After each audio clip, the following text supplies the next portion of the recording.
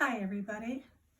Today I'm going to use my vintage Grodnertal dolls to help tell a story about Dolly Madison and her famous red velvet dress.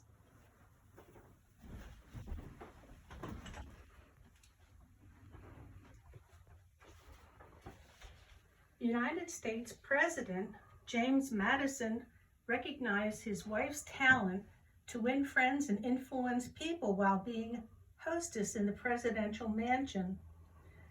First Lady Dolley Madison, with help from architect Benjamin Latrobe, decorated the interior of the newly built White House. There, the Oval Room was frequently visited by over 300 guests at a time, squeezing in to see how the new decor would look, including the red, lavish draperies that were in the window. Dolly, on the left, wore a stylish turban and high-waisted dress and was popular with the wives of important politicians. The ladies copied Dolly's stylish fashion and also wore plumed turbans to be fashionable and admired at White House dinner parties. Although these social gatherings ended because the United States declared war on Great Britain in 1812. Dolly is most remembered for her actions preceding the invasion of British soldiers marching to the Capitol in Washington, D.C. in August of 1814.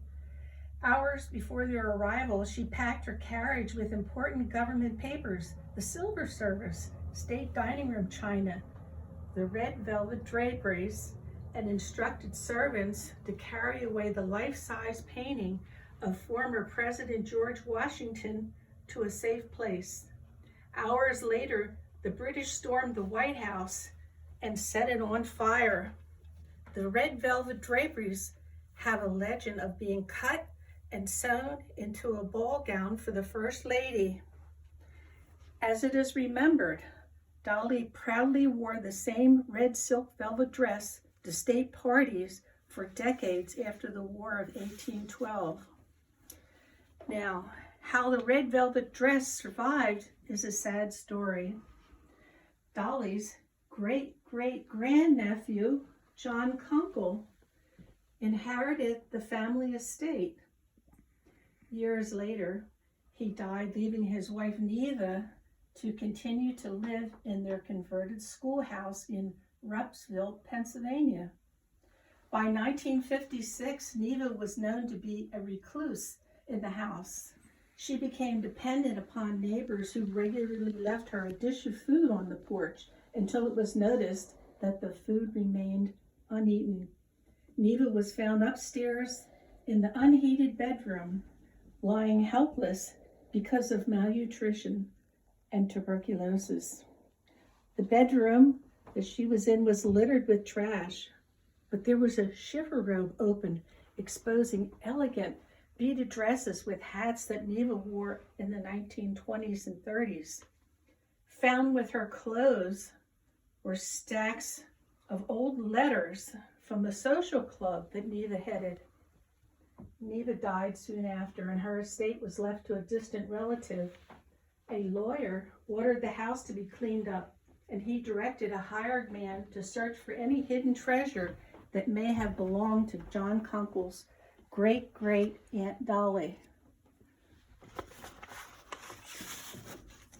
After several searches, a storage space was found hidden behind a wall panel in the eaves of Neva's bedroom. Revealed was an old leather trunk. Among piles of books and paintings, the trunk contained daguerreotypes and clothing belonging to the Madison family. There was James Madison's silk vest worn in his inauguration, a lace wedding bodice, satin slippers, 2 white turbans, and Dolly's red silk velvet dress. The trunk and its treasures were purchased by members of Dolly Madison's Memorial Association, who later donated everything to the Greensboro Historic Museum in the 1960s. Thanks for watching this video, and I'd like to thank my husband, who's the video photographer in this episode. Until next time, Raine vonHohen.